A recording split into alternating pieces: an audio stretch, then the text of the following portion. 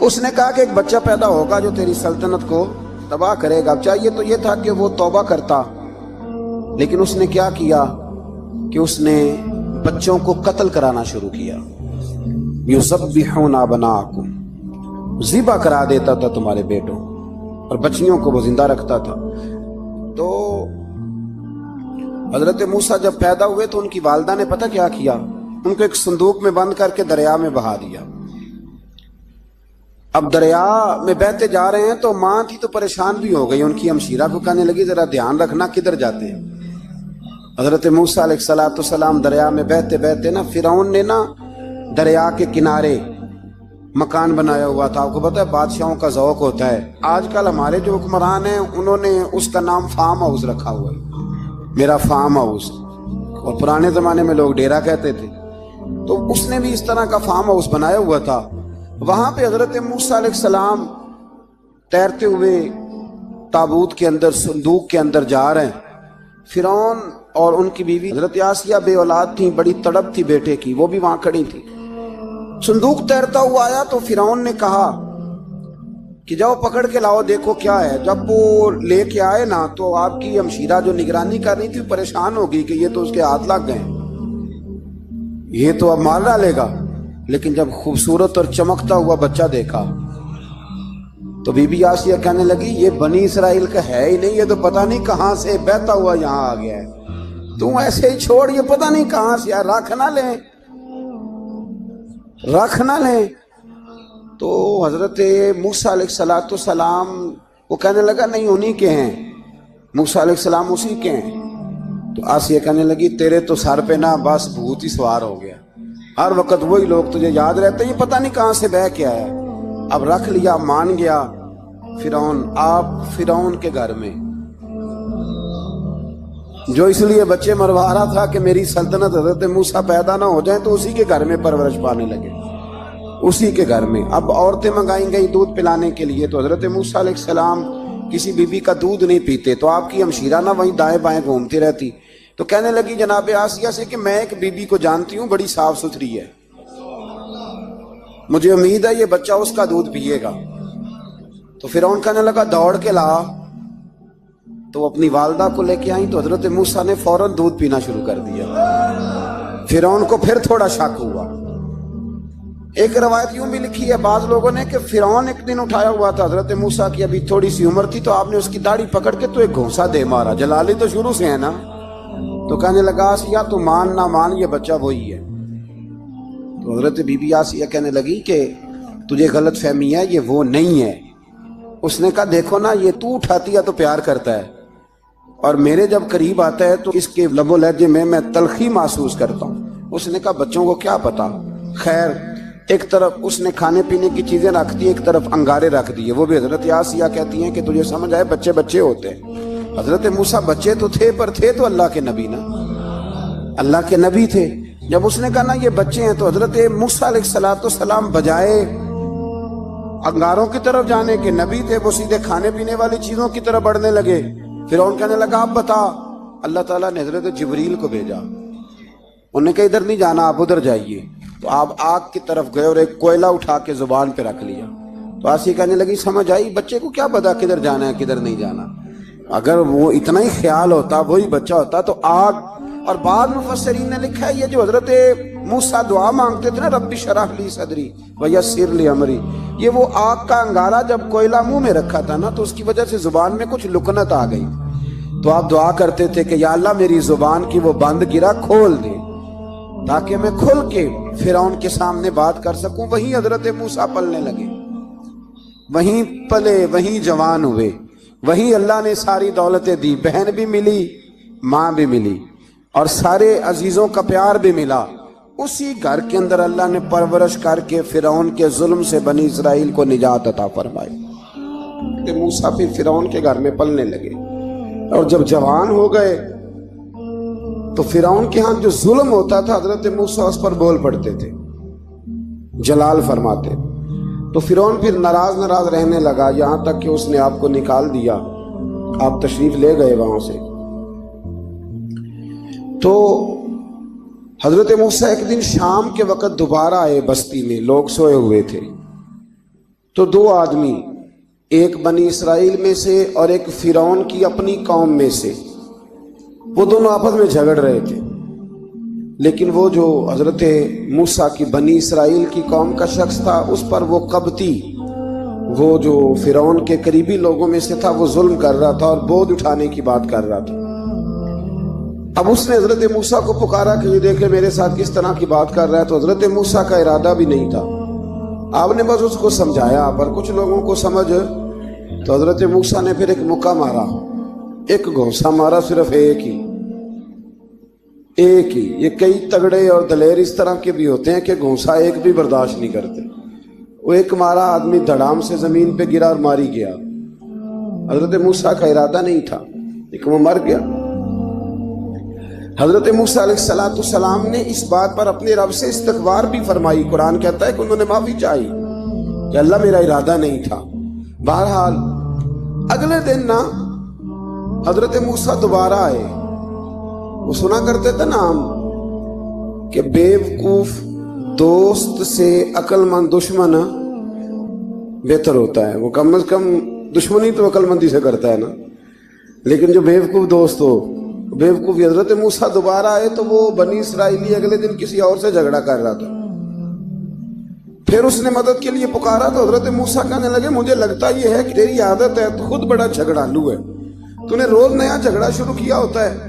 حضرت موسیٰ جب اس کی طرف بڑھے نہ ڈانٹنے کے لیے تو اس نے شور کرنا شروع کر دیا، کہنے لگتا ہے جس طرح آپ نے اسے کل قتل کیا تھا مجھے بھی قتل ہی کریں گے۔ یہ انسانوں کا مزاج ہے کہ آپ جب تک کسی کے طبیعت کے مطابق چلیں گے وہ راضی رہتا ہے، اور ذرا آپ اس کی طبیعت سے ہٹتے ہیں تو وہ شور کرتا ہے۔ اس نے کہا جی آپ مجھے بھی لگتا ہے ماریں گے۔ حضرت موسیٰ کلیم اللہ علیہ نبینا علیہ السلام کے بارے میں جب اس نے شور کیا تو بات پھر فرعون کے دربار تک گئی، وہ تو پہلے ہی بہانہ تلاش کر رہا تھا، اس نے کہا ڈھونڈو پکڑو اور معاذ اللہ شہید کریں گے۔ کسی نے آ کے خبر دی کہ آپ جہاں سے ہجرت کر جائیں، اس لیے کہ آپ کے لیے یہاں حالات درست، اور بھائی یہ چھوڑ دیا کریں بات کہ فلاں آدمی کے حق میں فلاں جگہ حالات کیسے خراب ہوئے، تو نبی کریم علیہ السلام مکہ چھوڑ کے کیوں آئے، حضرت موسیٰ علیہ السلام نے ہجرت کیوں فرمائی؟ یہ ایک ایسی عجیب بحث ہے جس کو لوگ بلا وجہ چھوڑ دیتے، بلا وجہ چھیڑ دیتے ہیں۔ اور بالخصوص ایک خاتون نے ایک دفعہ مجھے پیغام دیا تو میں بڑی اس کی بات سن کے مجھے عجیب لگا، وہ کہنے لگی کہ دوسری جگہ میری شادی ہوئی ہے، مجھے طلاق ہو گئی تھی، تو مجھے ایک تانا روز سننے کو ملتا ہے تو اتنی اچھی ہوتی تو وہاں نہ رہ لیتی۔ تو بھئی یہ کوئی تانے والی بات ہے؟ کوئی ضروری ہے کہ بیوی غلط ہوتی ہے تو طلاق ہوتی ہے؟ اللہ کے محبوب علیہ السلام کی دو صاحبزادیوں کو ابو لہب کے دو بیٹوں نے طلاق بھیج دی تھی، کس کی غلطی تھی؟ تو آپ کیا کہہ سکتے ہیں یہاں کیوں طلاق؟ تو اتنی جلدی بات تھوڑی کر دیں گے آپ، تھوڑی احتیاط فرمائیں بولنے میں۔ تو حضرت موسیٰ علیہ السلام وہاں سے نکلے اور آپ مدین کی طرف چلے گئے۔ مدین وہ علاقہ تھا جہاں فرعون کی حکومت کوئی نہیں تھی۔ حضرت موسیٰ جیسے ہی وہاں پہنچے تو ان کے اندر ایک جذبہ تھا، ظلم ہوتا نہیں دیکھ سکتے۔ جب وہاں پہنچے تو انہوں نے دیکھا لوگ اپنے اپنے جانوروں کو گھاٹ پہ پانی پلا رہے ہیں، اور دو خواتین ہیں وہ بالکل پیچھے کھڑی ہیں۔ تو حضرت موسیٰ کلیم آگے بڑھ کے کہنے لگے تم کیوں نہیں پانی پلاتی؟ تو وہ کہنے لگی ہمارا بھائی کوئی نہیں، باپ ہمارا بوڑھا ہے۔ اللہ اکبر۔ مجبوری یہ ہے، ہم ہیں بھی پردہ دار گھرانے کی، مجبوری ہماری یہ ہے کہ جب تک یہ سارے لوگ پانی پلا نہیں لیں گے اتنی دیر تک ہماری باری نہیں آئے گی۔ تو حضرت موسیٰ کلیم اللہ علیہ السلام فرمانے لگے اچھا یہ بات ہے تو جانور مجھے دو۔ وہ ہو یہ رہا تھا کہ چونکہ مرد پانی پلا رہے تھے تو اور جتنے بھی مرد آتے جاتے تھے وہ گھستے جاتے تھے اور عورتیں بیچاری کھڑی تھیں۔ حضرت موسیٰ جھٹ سے آگے بڑھے، پیچھے ہٹو۔ ان دو خواتین پاک باز عورتوں کے جانوروں کو پانی پلایا اور پھر آپ دوبارہ وہیں بیٹھ گئے۔ وہ بیبیاں جلدی جلدی گھر گئیں، جا کے اپنے والد سے کہنے لگی ابا جی کمال ہو گیا، اس بستی میں ایک ایسا آدمی ملا ہے جو عورتوں کی طرف دیکھتا ہے تو نیکی کرنے کے لیے آگے بڑھتا ہے، جو مجبور اور بے کس کے لیے اچھے جذبات رکھتا ہے۔ فرمایا جلدی لاؤ۔ کچھ مفسرین اور طرف بھی گئے ہیں لیکن جمہور نے لکھا ہے کہ وہ حضرت شعیب علیہ السلام تھے۔ حضرت شعیب نے گھر بلایا، اپنی ایک بیٹی کو بھیجا، فرمایا بیٹے بلا کے لاؤ۔ وہ جب گھر آئے تو آپ فرمانے لگے آپ میرے ساتھ اجرت طے کر لیں، 8 سال یا 10 سال آپ میری بکریوں کو چرائیں، میرے گھر میں رہیں۔ اور پھر فوراً ہی فرمانے لگے اگر آپ ہمارے گھر میں رہیں گے، دیکھ بھال کریں گے تو میں اپنی ایک بیٹی کا نکاح بھی آپ کے ساتھ کر دوں۔ تو 8 سے 10 سال حضرت موسیٰ نے وہاں قیام فرمایا۔ اور پھر جب آپ کا نکاح ہو گیا تو آپ اپنی بیوی کو لے کے مصر کی جانب جا رہے تھے، تو رستے میں نا ٹھنڈ زیادہ ہو گئی، تو اپنی زوجہ سے کہنے لگے وہاں آگ جل رہی ہے، میں تیرے لیے آگ لے کے آتا ہوں تاکہ تو تاپ سکے، گرمی حاصل کر سکے۔ وہاں گئے تو درخت سے آواز آئی، موسیٰ میں تیرا رب ہوں۔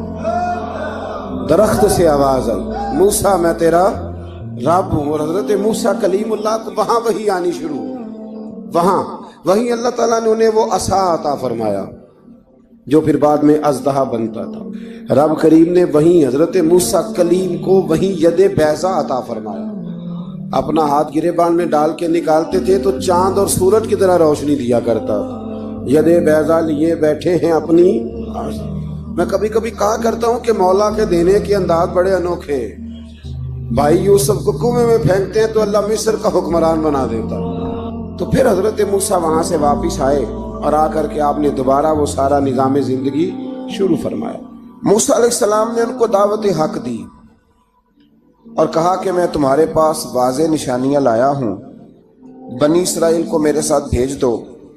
فرعون نے معجزات پیش کرنے کے لیے کہا تو حضرت موسیٰ علیہ السلام نے اپنا عصا زمین پہ ڈالا، اپنا عصا، اپنی چھڑی، اپنا ڈنڈا زمین پہ ڈالا تو وہ ایک واضح اژدہا بن گیا۔ پھر حضرت سیدنا موسیٰ علیہ السلام نے اپنا ہاتھ گریبان سے نکالا تو وہ دیکھنے والوں کے لیے روشن ہو گیا، ہاتھ کے اندر نور پیدا ہو گیا۔ ید بیضا لیے بیٹھے ہیں اپنی آستینوں میں۔ فرعون کے سرداروں نے حق کو قبول کرنے کی بجائے اسے جادو قرار دے دیا اور کہا کہ یہ تمہیں اپنے ملک سے نکالنا چاہتا ہے۔ انہوں نے کہا اس معاملے کو ذرا ڈھیل دو اور جادوگروں کو جمع کرو۔ جادوگر آئے، انہوں نے فرعون سے کہا کہ ہم حضرت موسیٰ کے مقابلے میں جادو تو دکھائیں گے معاذ اللہ، لیکن اگر ہم غالب آ گئے تو پھر ہمارا انعام کیا ہوگا؟ سودا پہلے طے کر رہے ہیں، کیا انعام ملے گا؟ اس نے کہا کہ اگر تم غالب آ گئے تو میں تمہیں اپنا قریبی بنا لوں گا۔ بادشاہوں کا قریبی ہونا بھی تو بڑی بات ہے نا، لوگ بڑے پاپڑ بیلتے ہیں قریبی ہونے کے لیے۔ اور یہ جو قریبی ہوتے ہیں نا، بالخصوص جو بادشاہوں کے قریبی ہوتے ہیں، بادشاہوں کی تباہی کا سبب بھی یہی لوگ ہی بنتے ہیں۔ یہ ان کو روز خبر دیتے ہیں کہ سب اچھا ہے، سب اچھا ہے۔ اور دنیا کے زیادہ تر حکمران انہی لوگوں کی وجہ سے تباہ ہوتے ہیں، کیونکہ ان کا خود عوام سے رابطہ نہیں رہتا۔ اگر وہ خود عوام کے ساتھ ڈائریکٹ رابطہ کریں تو شاید انہیں اچھی اور صاف ستھری چیزیں سمجھنے کو مل جائیں۔ خیر، جادوگروں نے جب کہا ہمیں کیا دو گے تو اس نے کہا تمہیں قریبی بنا لوں گا۔ جادوگروں نے موسیٰ علیہ السلام سے کہا کہ آپ پہل کریں گے یا ہم پہل کریں؟ تو موسیٰ علیہ السلام نے کہا تم پہل کرو۔ جب جادوگروں نے اپنی رسیاں زمین پہ ڈالیں تو لوگوں کی نگاہوں کو سحر زدہ کر دیا، جادو کر دیا اور انہیں ڈروا دیا۔ انہوں نے کہا یہ تو بڑا جادو لے آئے۔ اللہ تعالیٰ نے حضرت موسیٰ علیہ السلام کو حکم دیا کہ آپ بھی اپنا عصا زمین پہ ڈالیں۔ ان کی رسیاں سانپ بن گئی تھی نا، دراصل وہ سانپ بنی نہیں تھی، لوگوں کی آنکھوں پر جادو ہو گیا تھا، انہیں سانپ نظر آ رہا تھا۔ فرمایا آپ بھی اپنا عصا زمین پہ ڈالیں۔ وہ عصا سانپ بنا اور جادوگروں کی ساری چیزوں کو نگل ہی گیا۔ ان کی بہت ساری رسیاں سانپ بنی تھی، ان کا ایک ہی عصا سانپ بنا اور سب کو نگل گیا۔ اس طرح کے معجزے کی حقانیت اور جادوگروں کا بطلان ثابت ہوا اور فرعونی رسوا ہو گئے۔ جادوگر سجدے میں گر گئے اور اللہ پر ایمان لے آئے۔ فرعون نے انہیں دھمکی دی کہ تم میری اجازت کے بغیر ایمان لے آئے ہو، میں تمہارے ہاتھ اور پاؤں مخالف سمت سے کاٹ دوں گا، یعنی الٹا ہاتھ کاٹ دوں گا، سیدھا پیر کاٹ دوں گا، میری بغیر اجازت ایمان لے آئے ہو، اور تمہیں سولی پہ بھی چڑھوا دوں گا۔ انہوں نے کہا کہ ایمان لانے کی پاداش میں تم ہمیں سزا دینا چاہتے ہو؟ پھر انہوں نے اللہ تعالیٰ سے صبر اور استقامت کی دعا کی۔ اس کے بعد فرعون نے بنی اسرائیل کے بیٹوں کو قتل کرنے کی اور بیٹیوں کو زندہ چھوڑنے کا حکم دے دیا۔ موسیٰ علیہ السلام نے قوم کو صبر کی تلقین کی اور کہا کہ نیک انجام اہل تقویٰ کے لیے، یہاں ایک لطیف بات ہمارے صوفیاء نے بھی لکھی ہے. صوفیاء کہتے ہیں کہ فرعون نے کلمہ نہیں پڑھا پر جادوگر کلمہ پڑھ گئے. وہ کس طرح کلمہ پڑھ گئے؟ تو کہنے لگے دراصل انہوں نے آتے ہی حضرت موسیٰ کا ادب بڑا کیا تھا. جادوگر حضرت موسیٰ کے مقابلے میں آ کے بھی ان سے کہتے ہیں کہ رسیاں آپ پہلے ڈالیں گے کہ ہم ڈالیں؟ آپ ایسا پہلے رکھیں گے کہ ہم رکھیں؟ تو اتنا سا ادب کیا تو رب کریم نے فرمایا جو نبی کا ادب کرے وہ بے ایمان نہیں رہ سکتا. جو نبی کا ادب کرے وہ بے ایمان نہیں رہ سکتا، اور جو نبی کی بے ادبی کرے وہ ایماندار نہیں رہ سکتا. ختم ہو گئی بات. یہاں ہمارے صوفیاء نے یہ بات لکھی ہے کہ چونکہ انہوں نے آتے ہی کہا تھا کہ آپ پہلے ڈالیں گے یا ہم پہلے ڈالیں، تو حضرت موسیٰ سے انہوں نے پوچھ لیا. نبی کے پوچھے بغیر پہل نہیں کی تو اللہ نے انہیں ایمان کی دولت عطا کر. اللہ تعالیٰ نے فرعونیوں پر قحط سالی کا عذاب نازل کیا. فرعونیوں کا طریقہ یہ تھا کہ اچھائی کو اپنا کمال گردانتے تھے، کہتے تھے یہ ہماری طرف سے، اور برائی کو معاذ اللہ بدشگونی کے طور پر موسیٰ علیہ السلام کی طرف منسوب کرتے تھے. کہتے تھے معاذ اللہ آپ کی وجہ سے یہ سارا کچھ ہو رہا ہے. ہوتے نا، نہیں کہتے ہیں جب سے میں وہاں گیا ہوں تب سے. ہمارے بزرگ ایک لطیفہ بھی سنایا کرتے تھے کہ کسی زمیندار نے نماز پڑھنی شروع کی تھی تو اس کے جانور مرنے شروع ہو گئے. اب لوگ سمجھتے ہیں کہ معاذ اللہ شاید یہ کسی بزرگ کے سبب سے ایسا ہے، حالانکہ یہ تو اللہ کی طرف سے آزمائش ہوتی ہے، اس کی حکمتیں ہوتی ہیں. اللہ تبارک و تعالیٰ نے ان پر عذاب کیا نازل کیا.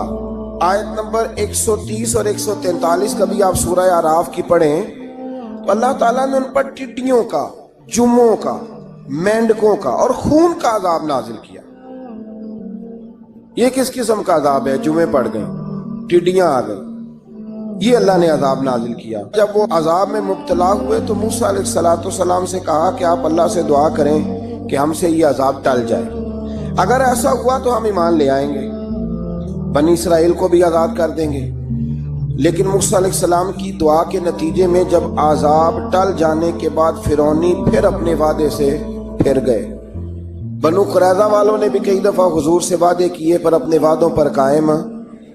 ایک بات آپ سے یہاں روک کے عرض کر دوں، ہم بھی کئی دفعہ کہتے ہیں ذرا بریک کبھی گاڑی کی نہیں نہ لگتی تو ہم ارادہ کرتے ہیں کہ آج سے ہی نماز شروع کر دینی. ذرا طبیعت زیادہ لیل ہوتی ہے تو ارادہ کرتے ہیں نا کہ بھائی آج کے بعد ہم نے نیک، پھر کیا ہوتا ہے شفا ہو گئی تو چھٹی ہو گئی. یہ طریقہ درست نہیں، یہ تو کفار کا طریقہ بیان کیا نا قرآن پاک نے. یہاں فرمایا جب اللہ تبارک و تعالیٰ نے انہیں نجات دے دی تو اپنے وعدے سے مکر گئے. تو پھر اللہ تبارک و تعالیٰ نے بنی اسرائیل کو سمندر پار کر کے ایسی قوم کے پاس پہنچا دیا جو بتوں کی پرستش کرتی تھی. وہ تو بچ گئے لیکن فرعونی سارے دریا کے اندر غرق ہو گئے. حضرت موسیٰ علیہ السلام سے کہنے لگے کہ ہمارے لیے یہ خدا بنا دیجئے. حضرت موسیٰ علیہ السلام نے فرمایا بت پرستی کرنے والے جاہل ہیں. یہ بت پرست قوم کے پاس جب گئے نا بنی اسرائیل والے، بت پوجتے ہوئے دیکھا تو کہنے لگے ہمارے لیے بھی سامنے بنا کے رکھ دو. فرمایا یہ تو جاہل ہیں، تم انہیں دیکھ کے اثر قبول کر رہے ہو اور اپنی جاہلیت کے باعث یہ ہلاک ہونے والے بھی ہیں. پھر اللہ تعالیٰ نے بنی اسرائیل پر اپنی نعمتوں کا ذکر فرمایا اور موسیٰ علیہ السلام نے اپنی قوم میں ہارون علیہ السلام کو اپنا جانشین فرمایا اور کوہ طور پر تشریف لے گئے. اللہ نے فرمایا وہاں آ جائیں، میں آپ کو تورات عطا کرتا ہوں. 40 دن کا یہ عرصہ تھا. موسیٰ علیہ السلام نے وہاں پہ جا کے، وہ سارا واقعہ بھی انہی آیات میں ہے کہ حضرت موسیٰ نے عرض کیا تھا کہ رب ارنی، یا اللہ میں تجھے دیکھنا چاہتا ہوں. تو فرمایا لن ترانی، تو نہیں دیکھ سکتا. وہ بھی یہاں اللہ نے ذکر فرمایا. پھر اللہ تعالیٰ نے اپنی ایک تجلی جب کوہ طور پہ ڈالی تو حضرت موسیٰ علیہ السلام تاب نہ لا سکے اور بے ہوش ہو گئے اور پہاڑ بھی ریزہ ریزہ ہو گیا. اس کا ذکر بھی اللہ نے انہی آیات میں فرمایا. آیت نمبر 144 سے 155 تک حضرت موسیٰ علیہ السلام کو رسالت عطا کرنے، کلیم اللہ کا منصب